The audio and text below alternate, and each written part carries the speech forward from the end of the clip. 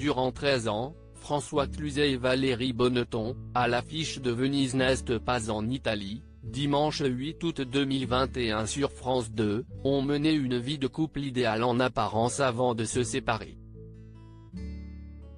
De leur union, est né Joseph, 20 ans, et Marguerite, 15 ans, deux enfants à qui les comédiens ont dû annoncer leur rupture.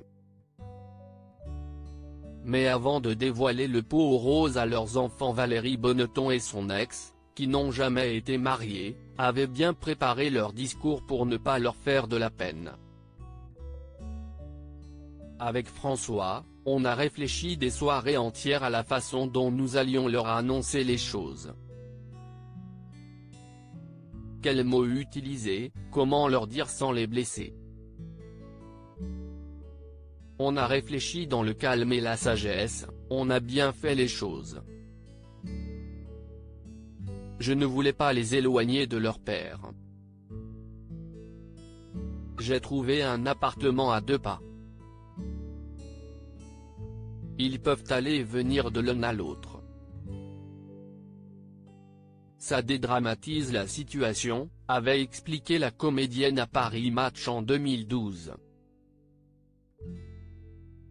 Séparés en 2010, Valérie Bonneton et François Cluzet se sont rencontrés lors du tournage du film La Voix est libre, de Stéphane Clavier en 1997. Ironie du sort, CIST également suite à un tournage que les deux parents ont décidé de rompre. À savoir, celui du film Les Petits Mouchoirs, réalisé par Guillaume Canet. Mes deux enfants m'équilibrent beaucoup auprès du magazine Nous Deux. En janvier 2017, la comédienne est revenue sa séparation avec l'acteur aujourd'hui marié à la directrice de communication du Carlton de Cannes, Nargis Slaoui Falcoz.